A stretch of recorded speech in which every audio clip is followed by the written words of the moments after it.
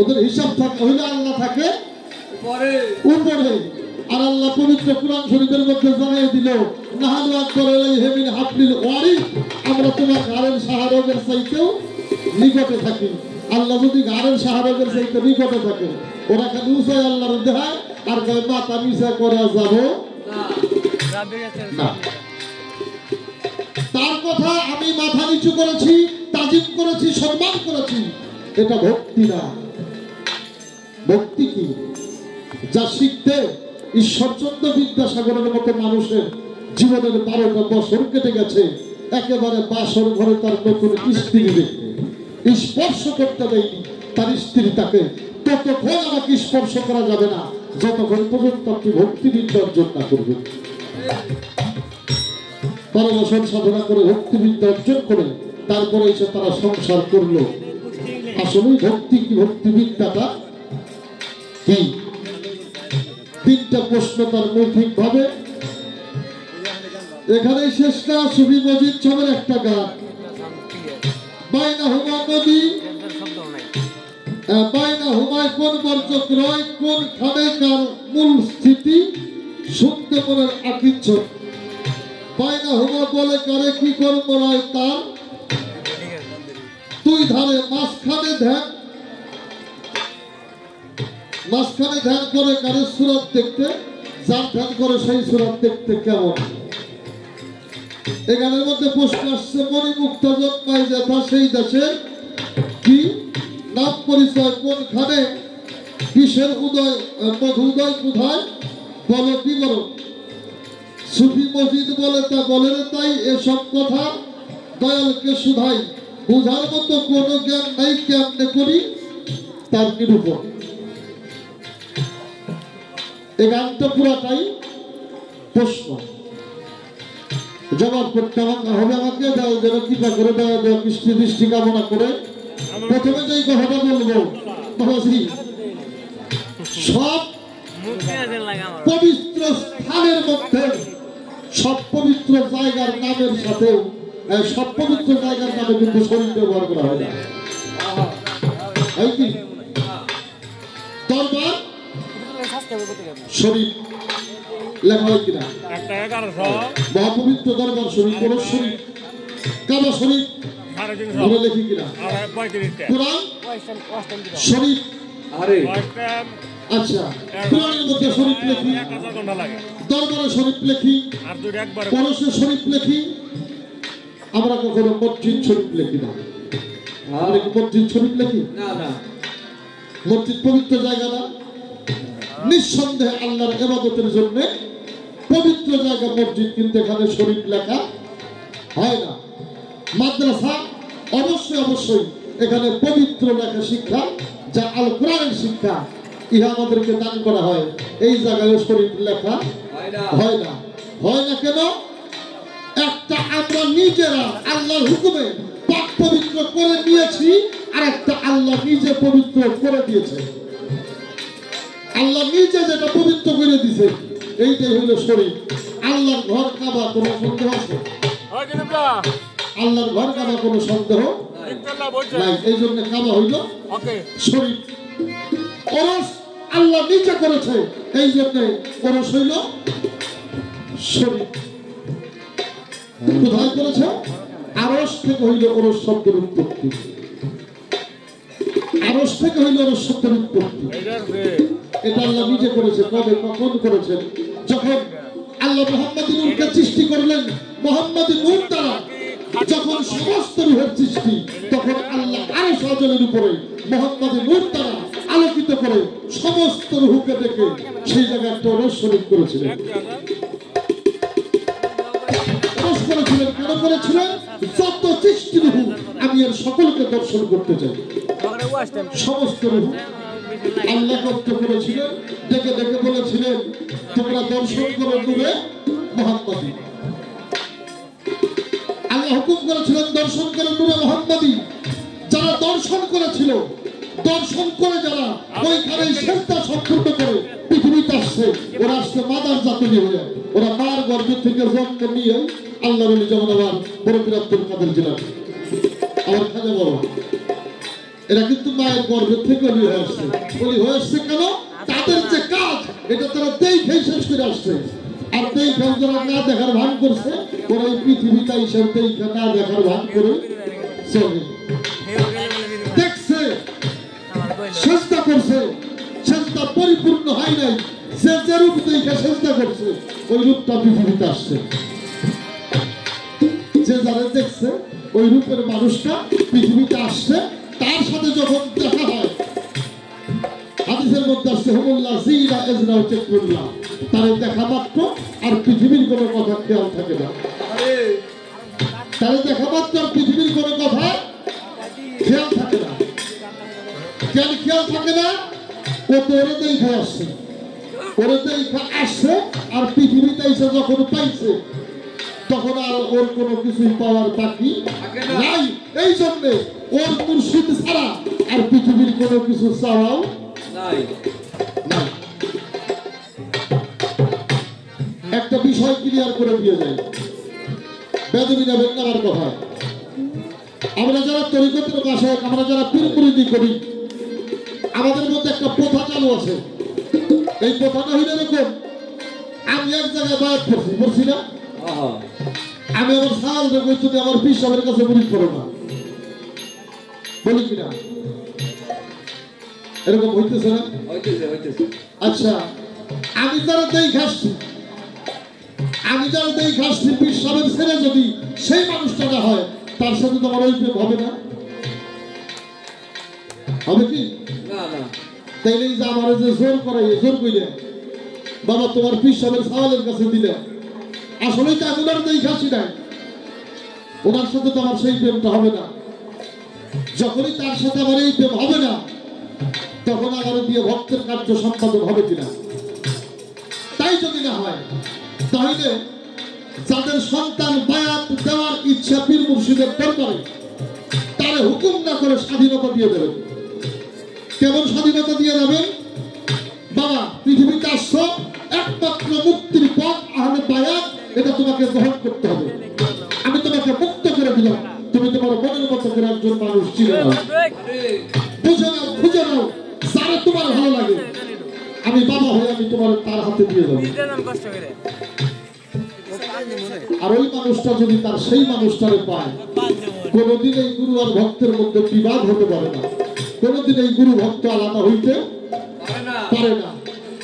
আমাদের বর্তমান সময়ে এই যে গুরু আর ভক্ত খালি আলাদা, এই যে একটা ফেসার কিভাবে হইতেছে কিনা।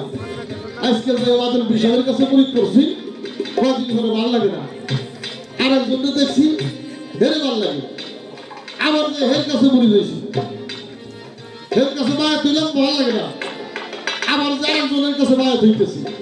কারণ কি? কারণটা এইরকম, রাঁধছে কিনা, তোমার বউ রাঁধছে, কয়েকগুলো কাটছে কিনা, কয় মা বাবা আমি কিন্তু কাটছিলাম, কয় কাটাই তো কথা আছে, কাটাই তো দফা সারছে, ওইটার ভালো লাগবে কোনটা? তো বিষয়টা হলো, যাদের সন্তান আছে অবশ্যই কোনো পীরের কাছে আপনি নির্ধারণ করে দেওয়া ব্যক্তি রেখে তারা স্বাধীনতা দিয়ে দেবেন। তুমি তোমার মতো করে তাকে খুঁজে নাও যে তোমার মনের মানুষ। আর যদি সে তাকে খুঁজে পায়, তাহলে আমাদের এই সমস্যাটা হওয়ার কথা না।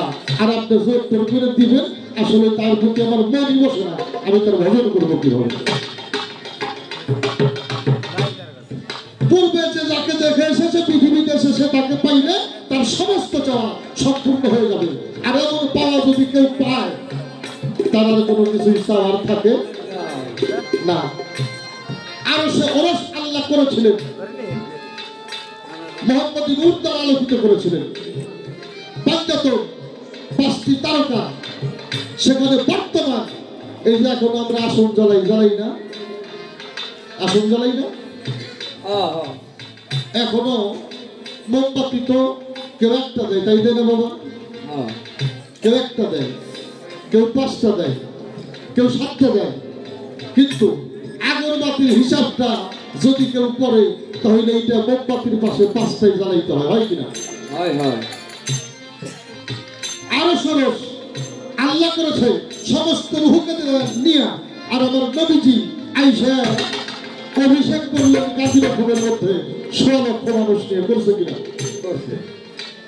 আল্লাহ রাসূল করেছেন অভিষেক কাজী রকমের মধ্যে 100 লক্ষ মানুষ নিয়ে। আহলে বায়াতের যে সাজরা ধারা আমরা জানি, হাসানকে জবাই করা হয়েছে, হুসাইনকে 20 পানে হত্যা করা হয়েছে, মাওলা আলীকে কুফার মসজিদে কুবাইয়ে হত্যা করা হয়েছে, হয়েছে কিনা? ইমাম বংশের মধ্যে মাত্র একজন মানুষ জীবিত ছিল, ওনার নাম হলো জয়নুল আবেদিন। যখন সকলেই শেষ হয়ে গেল, মাত্র কয়েকজন মানুষ উনি সাথে করে নিয়ে ইরাকের নামক একটা জায়গার মধ্যে যায় এরকম একটা দরবার করে ওই জায়গার মধ্যে আমার হুজুর পাকের গুণগান, আহলে বায়াতের গুণগান, আমার রাসূল পাকের গুণগান করতেন। সেই ধারা হইতে আজ পর্যন্ত এই ধারাটা, এই যে পীর মুর্শিদের দরবারের ধারা চলমান, এটা কিয়ামত পর্যন্ত চলবে। আর এই বাতি যদি নিভে যায় তাহলে আর আহলে বায়াতের বাতি জ্বলবে না। এই জন্যই কিছু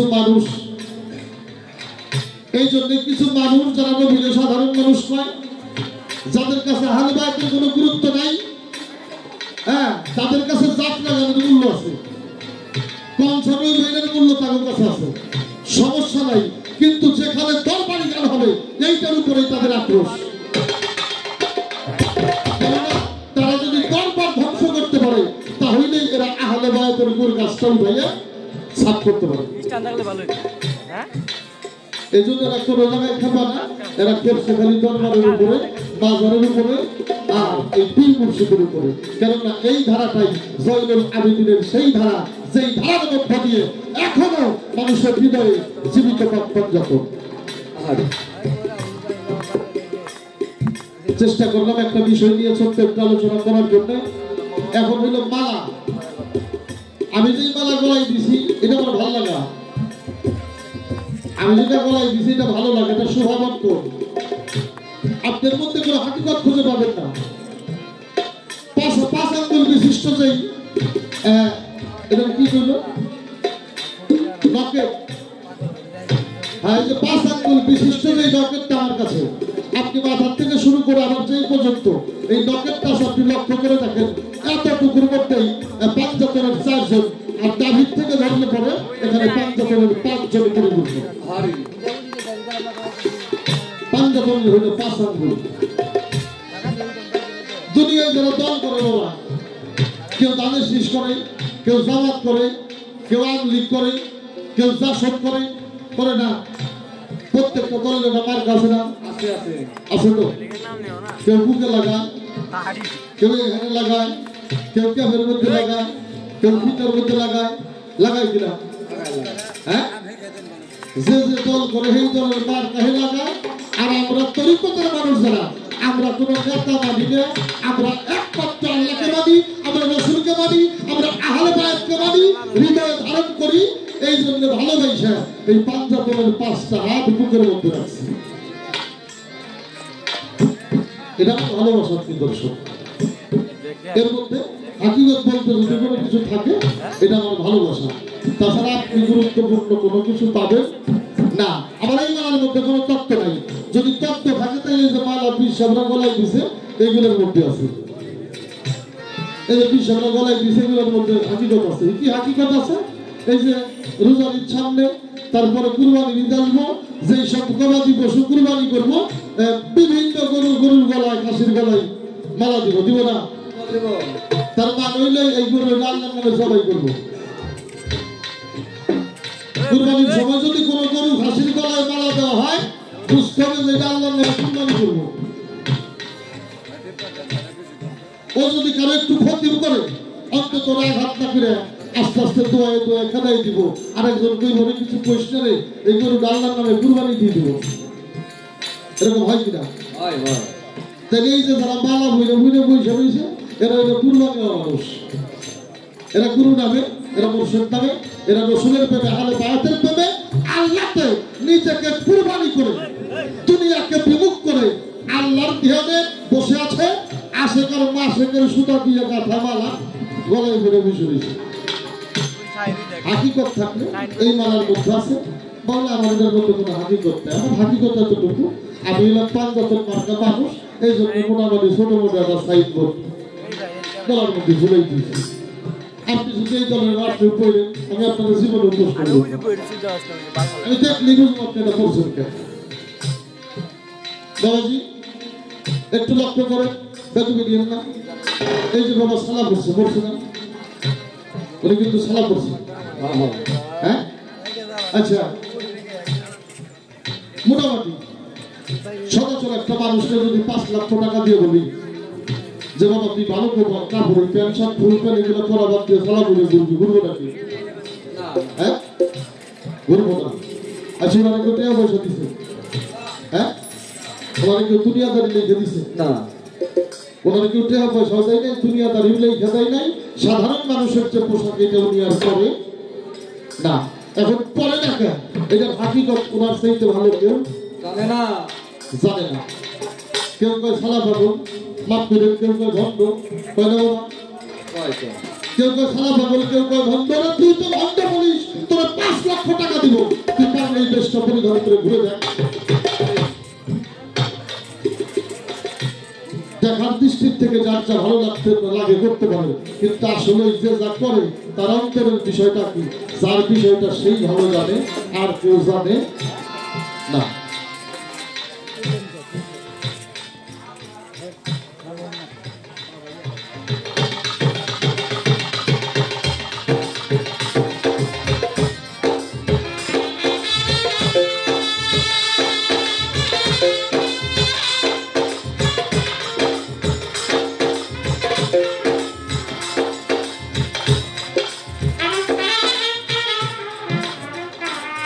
ভক্তিবিদ্যা কি? ভক্তিবিদ্যাটা কি? ভক্তি কেউ কাউকে করতে পারে না, ভক্তি কেউ কাউকে করতে পারে না। যদি ভক্তি হয়ে যায় পৃথিবীর কেউ কাউকে ঠেকাইতেও পারে না। যারা দেখলে মাথা নিচু করতে হয় না, হয়ে যায় তারা কেউ ঠেকাই পারবো বাবা? রাস্তা দিয়ে হাইটে যাইতেছি, কেউ যদি আমার ঘাড়ে ধরে ধাক্কা দেয়, আমি পড়ে গেলাম না। আমি যদি এলাকায় যারা বিচারক তাদের কাছে বিচার পাই, ও আমার ঘাড়ে ধরে ধাক্কা দিচ্ছে, আমি পড়ে গেছি, একটা বিচার সে করবো না? রাস্তা দিয়ে হেঁটে যাইতে যদি কোনো মানুষ হুচক খেয়ে পড়ে যায়, ও কার কাছে বিচার দেবে? বিচার দেওয়ার জায়গা আছে? হুচক খেয়ে যে পড়ে গেল তার কাছে বিচার দেওয়ার জায়গা নাই। যে আশেক হয় সে যখন আশেককে পায় তখন সে পড়ে যায়, এটা সে নিজেও জানে না। এটা সে নিজেও জানে না। যে মানুষকে ভাবলে, যে মানুষ ডাকলে সামনে আসে, যে মানুষকে ভাবলে ডাকলে সামনে আসে, আসলে যদিও তার বাসারি সুরাত না দেখি, আমার হৃদয়ের সমস্ত কথা তাকে বুঝাই বলতে পারি। আর আমার যেই বাসনা যে সম্পূর্ণ করতে পারে দাদা, ওই রূপটাই হইলে ভক্তি রূপ, ওই রূপটাই হইলে ভক্তি রূপ। যার সামনে আসলে মাথা নিচু করতে হয় না, হয়ে যায়। আর যারা হয়ে যায় তারই ভক্তি হয়। আর যারা ভক্তি করে দেয় ওরা হুতাই কলঙ্ক করে, তাছাড়া আর কিছু করে না। ভক্তিবিদ্যা কি? তুমি যে বিষয়ের উপরে, তুমি যে বিষয়ের উপরে, তুমি যে বিষয় নিয়ে ভাবছো, সেই বিষয়টা তোমার ভাবনার মধ্যে স্বয়ং সম্পূর্ণ করে ভক্তি বিশ্বাসে সম্পূর্ণ করতে হবে। এই আস্থায় তার মূল ভিত্তি জেনে ওই জায়গাটায় পদার্পণ করার নাম হলো ভক্তিবিদ্যা। যাবে পিত মুক্তির কোনো পথ নাই। একই ঘাট কেউ করে, কেউ বাঁচে, কেউ করে, কেউ বাঁচে। যে ভক্তি শূন্য সে করবে, আর যার ভক্তি আছে সে বাঁচবে। আর ভক্তি তো তার আছে যে ওই জায়গাটার মূল মাহিত্য জানে, বুঝে আসলে এই জায়গাটা কি। যার কাছে এটা হাসি তামাশার জায়গা তার হইলে মরণ, আর যার কাছে এটাই পারার জায়গা তার কাছে এইটাই হইল বাঁচার পথ। এই বাঁচার পথ যারা ভালো বুঝে, ভালো করে বুঝে এই পথে রমণ করে, তারাই মাত্র মুক্তির পথ খুঁজে পায়। এই পথ যারা ভাবে না বুঝে তাদের মরণ হবে। আর ভক্তিবিদ্যা ভয় ভীতি নিয়ে যারা এটা করার আমাকে পার হতে হবে, এই চিন্তায় মগ্ন তাদের হইল মুক্তির পথ। তিনটা বিষয় নিয়ে ছোট ছোট করে একটু আলোচনা। এখন আসে হলো বাইরে হলো দিয়ার দর মাইকে কথা বলে থাকে না দিয়া তবে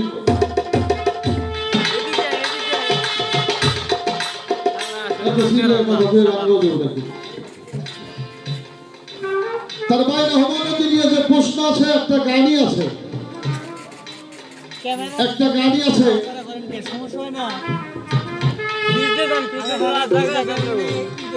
যে গানটার মধ্যে আমরা গানটা সবাই জানি, বাইরে হমানতি নিচে বাংলা রাখছে কত হীরা কাঞ্চ খুঁজলি দাঁড়ে ও পাগল মন ও তুই গেলেই পাবি সেথায় তারণ্যেশ্বর খুঁজলি দাঁড়ে ও পাগল মন। সেই নদীতে কত পানি মাপে নাই কেউ আজীবন, অপ্রেমিকে গেলে সেথায় রে ডুব দিলেই তা হবে বড় চিনলি দাঁড়ে ও পাগল মন। এক নদীতে দুই রং পানি বহে ধারা সর্বক্ষণ, কেউ মিশে না কারো সাথে, মাঝখানে তার রয় পাডিশন। একবার চিনলি দাঁড়ে ও পাগল মন। এই গানটার মধ্যে লেখছে কামেল পীর হক্কানি আলেম জানে তারা বিবরণ দয়া করে নিতে পারে না তুই করগা যাইয়ে সাধুর করো। একবার ডুবলি দাঁড়ে ও পাগল মনে। গানের শেষ কথাটা হইল দয়াল নবী আমার ইসরাইল শাহ, দয়াল নবীর আহলে বায়াত ইসরাইল শাহ মানিক রতন, তার চরণের ধুলি মাথায় নিয়ে রে ডুব দেখা তুই ডুবতে আসেন জন্মের মতন চিনলি না রে পাগল মন। বাইনা হুমা মহারাজ মারাজার পাহারাই, দুইটা নদীর মধ্যে দুই রকম পানি, মাঝখানে হলো পর্যক, পর্যকের পাত, এর নিচে হইল অগণিত মতিমুঙ্গা তাহিয়া নামক। এই মতিমুঙ্গা যদি পৃথিবীর জমিনে ঢেলে দেওয়া হয় তাহলে পৃথিবীটা ভরে যাবে, এত মতিমুঙ্গা এই বাইনা হুমা আর মারাজার পাহারাই এই দুইটা নদীর মধ্যে আছে, যা পৃথিবীর মধ্যে ঢাললে পৃথিবীটা ভরে যাবে। ইহা একমাত্র কামেল ওলি যারা তারা এর সন্ধান যাবে, আর যারা জানে তাদের কাছে ইহা আছে। তাই যদি না থাকতো বরফির একটা সুরের মুহূর্তে আল্লাহ ওলি বানাই দিয়ে পারবে না, পারতো? এই সম্পদ যার কাছে আছে সে চাইলে মুহূর্তের মধ্যে একটা সুরকে আল্লাহ ওলি বানাই দিতে পারে। তবে তার এই গানের মধ্যে সবচাইতে গুরুত্বপূর্ণ যেই কথাটা, এই কথাটা হইল আমি বাতেন সরকারের চেহারাই যে বাতেন সরকার তারও দেখতে চাই না, এই পর্যকের মধ্যে যিনি থাকেন উনি দেখতে কেমন। একটা প্রশ্ন তার গানের মধ্যে আছে না, এই জায়গা থেকে ছোট করে একটা গান আপনাদের শোনাই, গান শুনে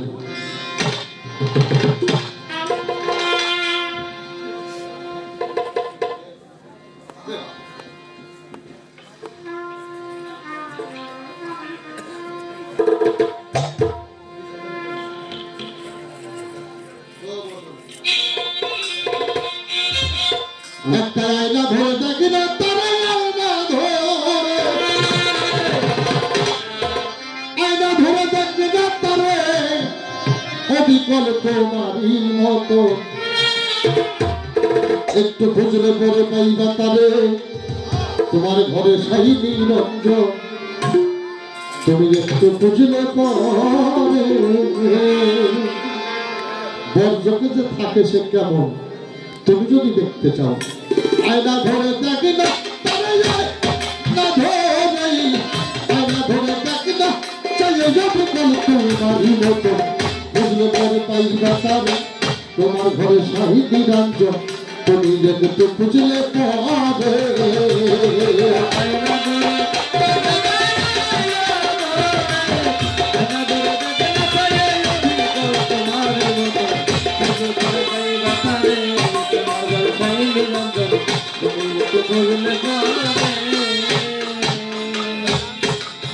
যে আয়না ধরিবি সামনে ওই আয়না তোর কাছের গায়ে,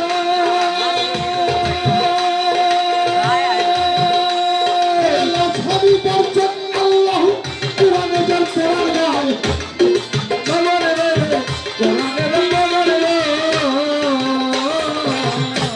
যে আয়না ধরিবি সামনে ওই আয়না তোর কাছের গায়ে।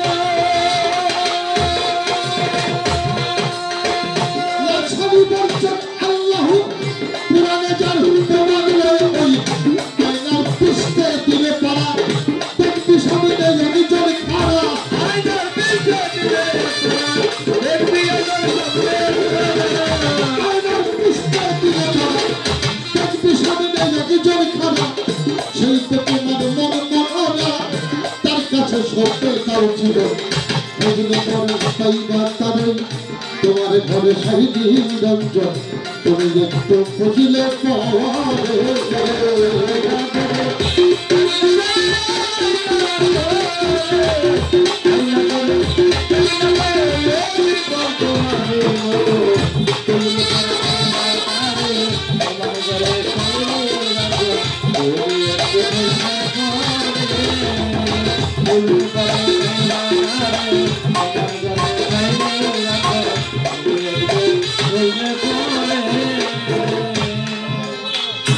कुछ हजार छह बारे प्रत्यक्ष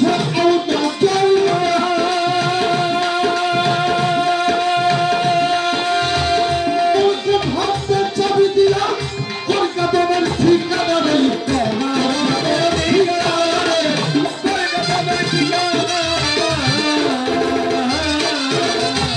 कुछ हजार छह बारे जे प्रत्यक्ष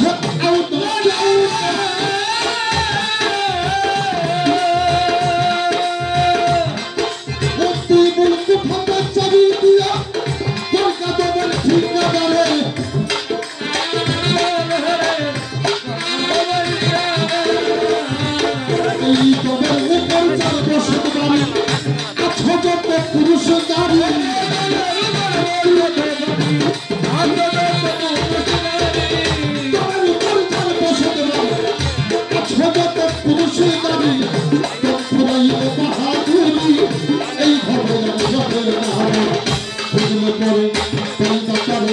তোমার ঘরে সাহিদি রঞ্জন তুমি একটু খুঁজলে পাওয়ারে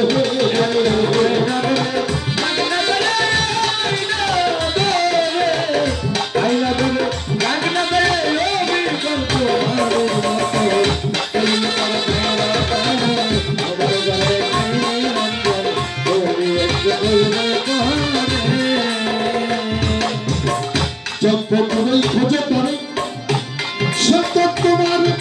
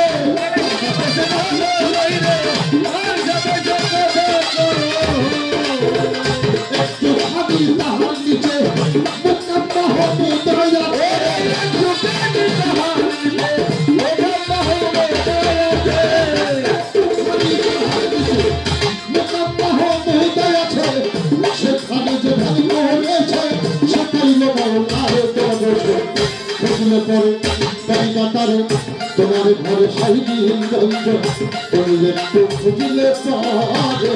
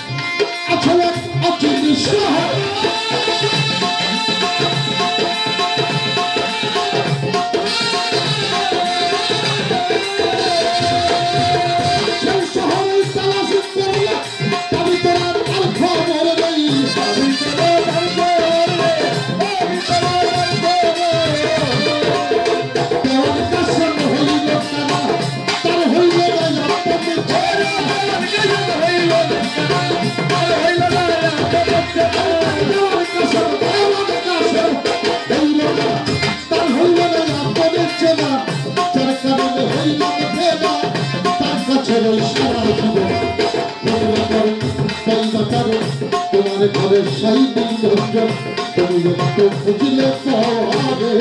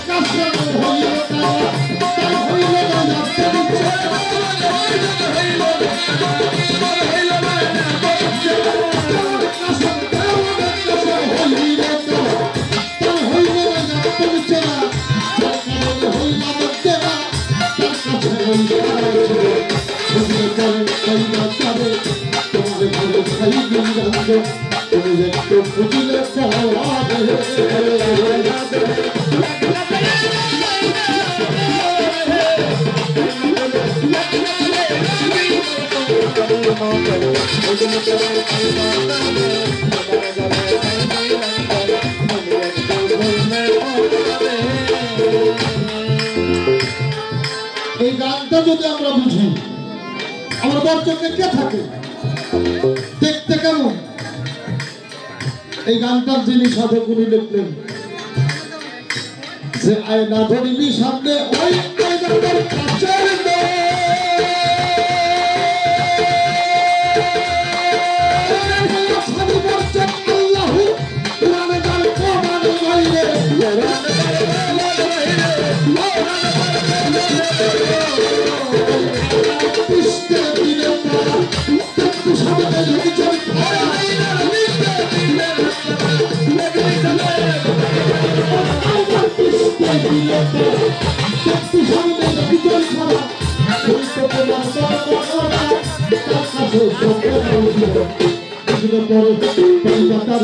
তোমার ঘরে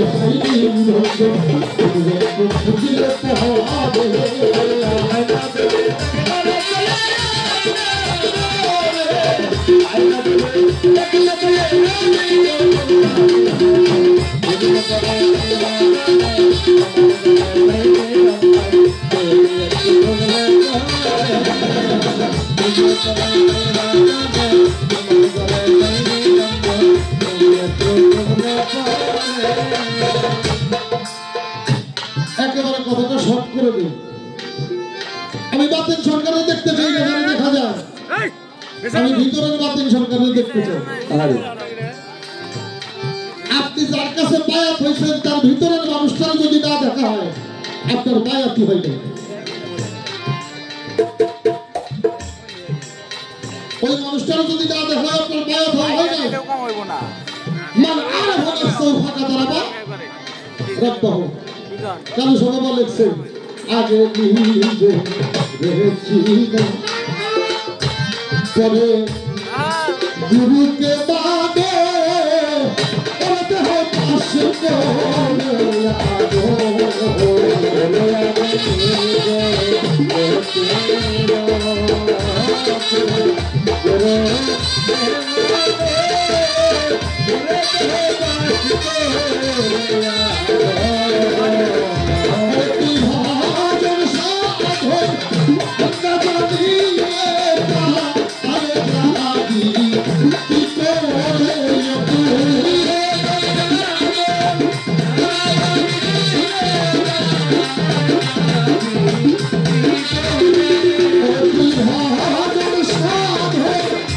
Nobody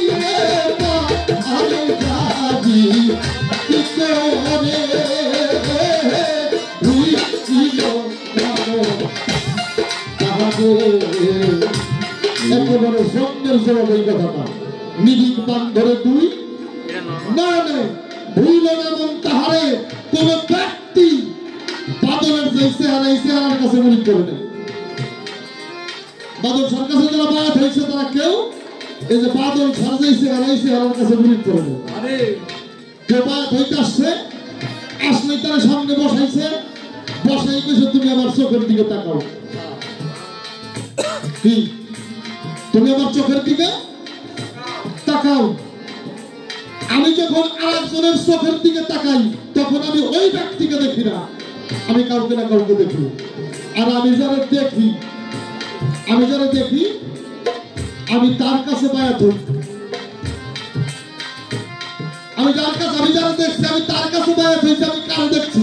এই জন্য এই কাসেম দেওয়ান এই গানের মধ্যে বলছে যে আয়না যিনি সামনে এই আয়না তোর কাছে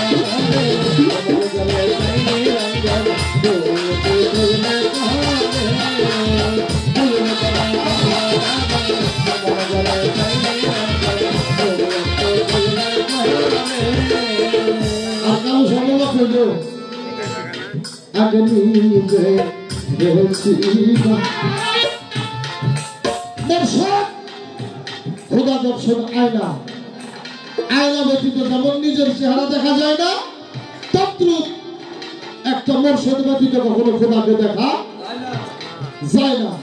মোরশেদ যার আয়না হয়েছে তার কাছে, মোরশেদের কাছে সে যায়, যে কি করবা আগে নিজে যেদিকে দেখতে পায় ওইদিকে কে বসে আছে। তারপরে গুরুকে বাদে দেহ পাশু করে ওরে তুই হবেন সাধু না ভাবিলে কথা পারে যাবি কি করে ভুলিল তাহারে। উনিও শেষ কথাটা বলছে নিবিক বান্ধরে দুই নয়নে নয়নে নয়নে আর বান্ধা হয়েছে।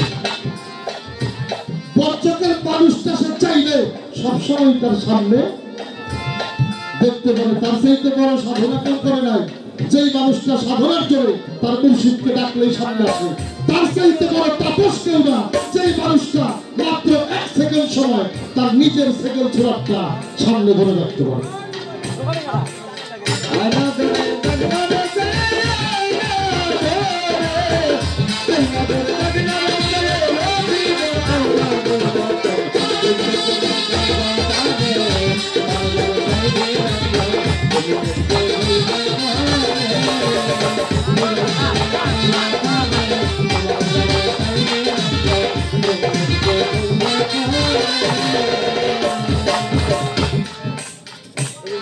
এই পর্যন্ত আলোচনা গানের কথায় অনুসারে আর একটা গান শুনছি আমরা, অনেকেই কাঁদছি যারে যাবে। কি যেন একটা গান শুনলাম আমরা ফকির আবুল সরকার সাহেব,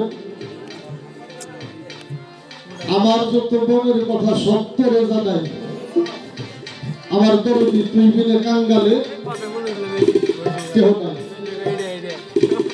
ছোট্ট একটা কথা কই পাবো, কবি লেখে আমরা গাই, আসলে উনি লেখলো কি বুঝায়, আমি গাইলাম কি বুঝায়, এতটুকু জায়গা যদি বুঝে না পড়ে যে লেখছে অন্তত তার লেখার সত্যতা নেই। আমার মনের যত কথা সব তোরে যাবে, কারে যাবে মজিদ পর্দেশের একটা গান আছে, সরু তুই দিলে তুক বলবো কারো কাছে, সরু তুই দিলে তুক বলবো কারো কাছে,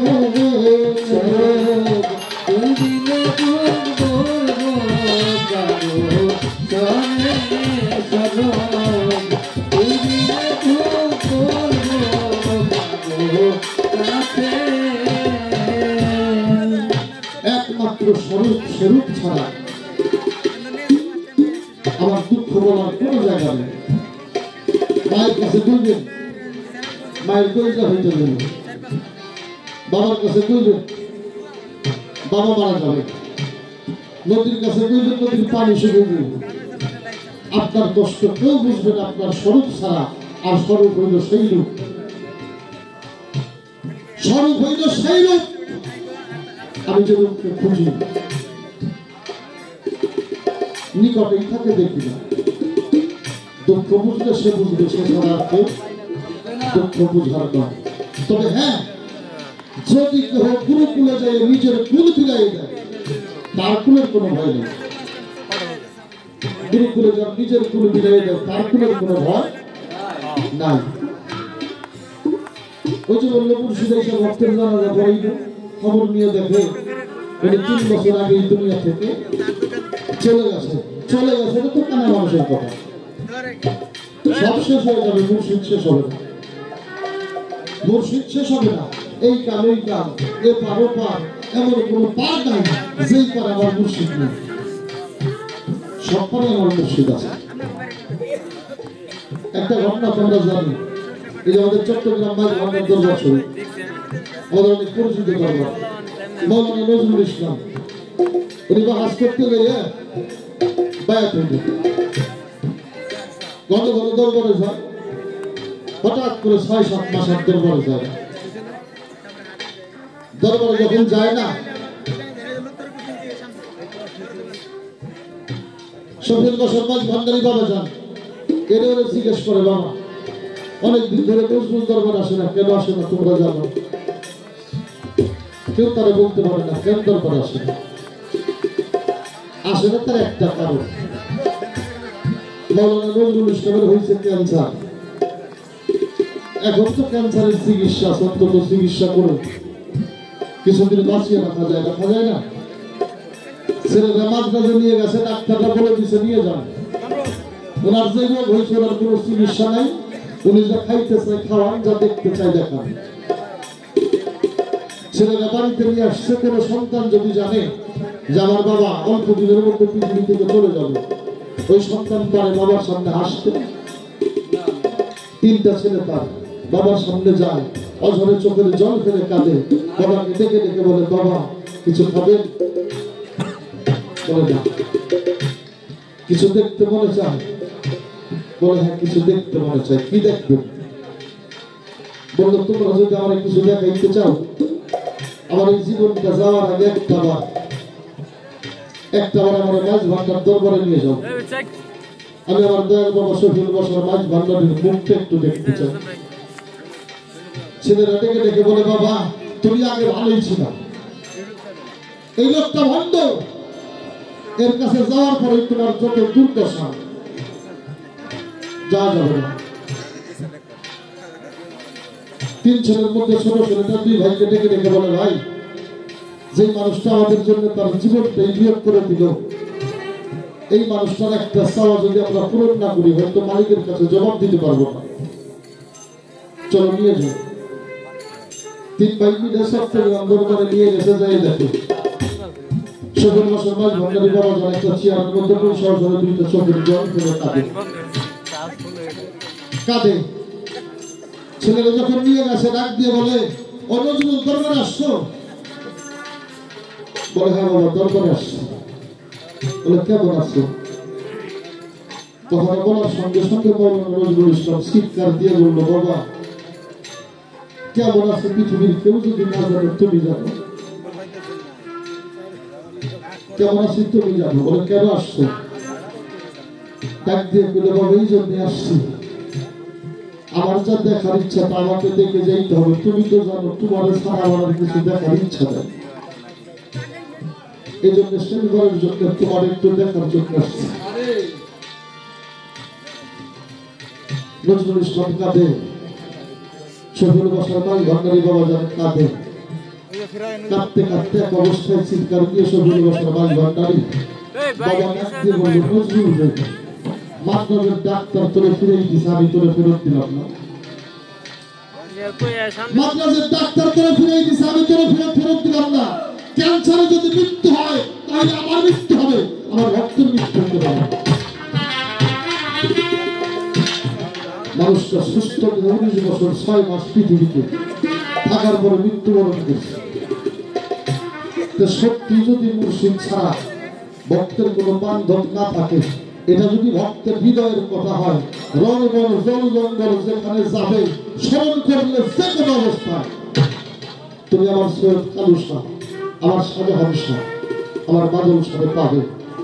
যদি তোমার সব দেওয়া হয়, এটা যদি মুখের কথা না হয়, অবশ্যই যেখানে যাবে ডাকলে সেখানেই পাবে। সেই জায়গায় দাঁড়িয়ে সৈয়দ কালু শাহের একটা গান আছে, মুর্শিদ চরণ অমূল্য ধন, মুর্শিদ চরণ অমূল্য ধন, কেউ দিন থাকিতে ছাইল না, লোহারে বানাইছে কাঞ্চা সোনা, দয়াল পরশ নবী গো, লোহারে বানাইছে কাঞ্চা সোনা।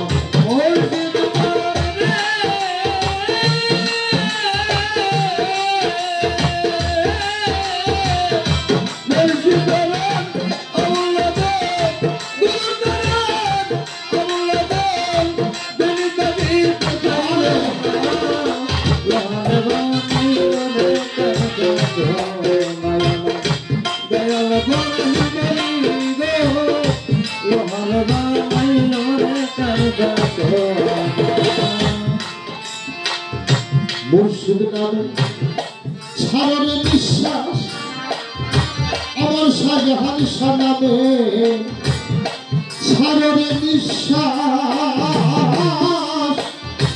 দমের ঘরে কলপাতি আর করে বিশ্বাস।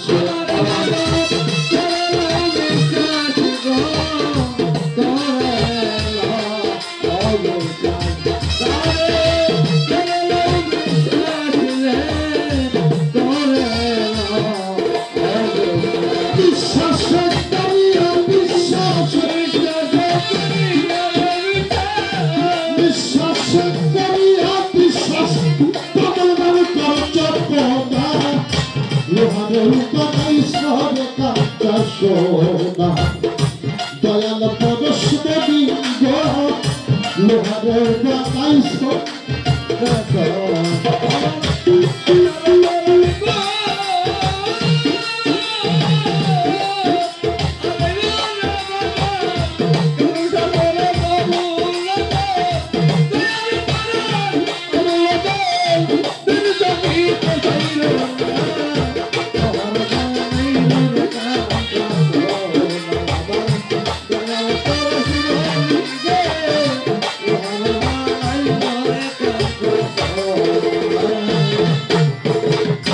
মুর্শিদ চরণ যে করে সাধন, আমার কালু শাহ চরণ রে, ও চরণ যে করে সাধন,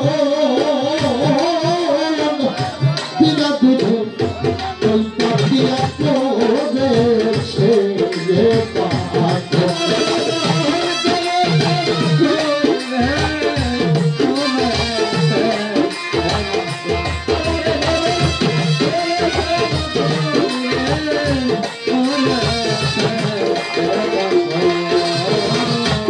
মুর্শিদের চরণ রে, আমার শাহজাহান শাহ বাবা যে করলো সাধন, বিনা দুধে ওই পাখিয়া করেছে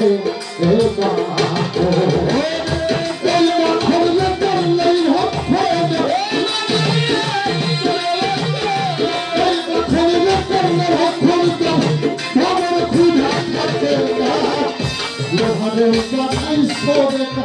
সোনা দয়াল চাঁদ পরশমণি লোহানো বানাই সকাঞ্চা সোনা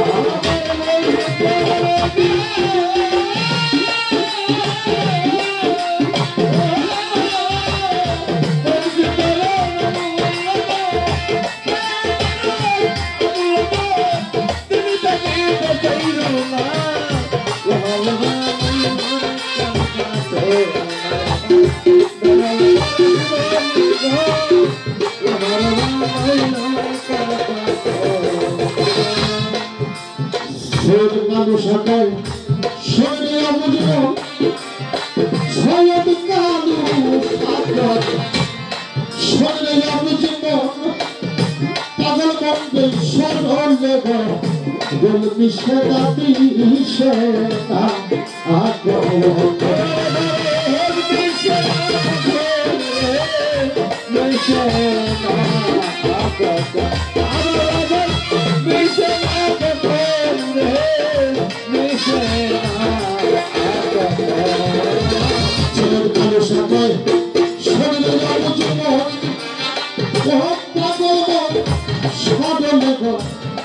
মিশেরা দিশে না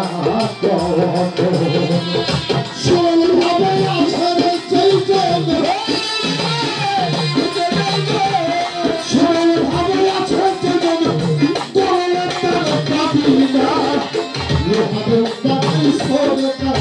সোনা দয়াল চাঁদ পরশমণি লোহারে বানাই সকাঞ্চা সোনা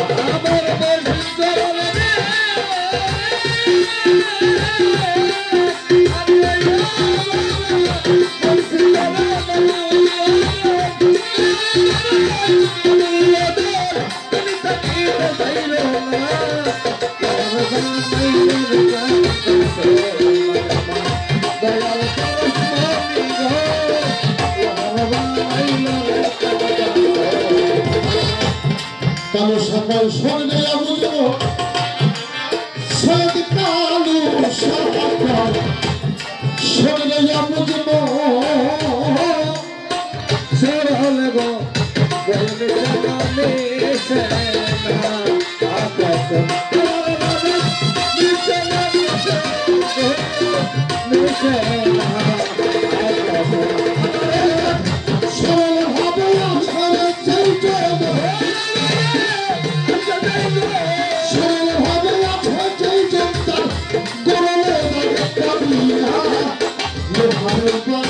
সকাঞ্চা সোনা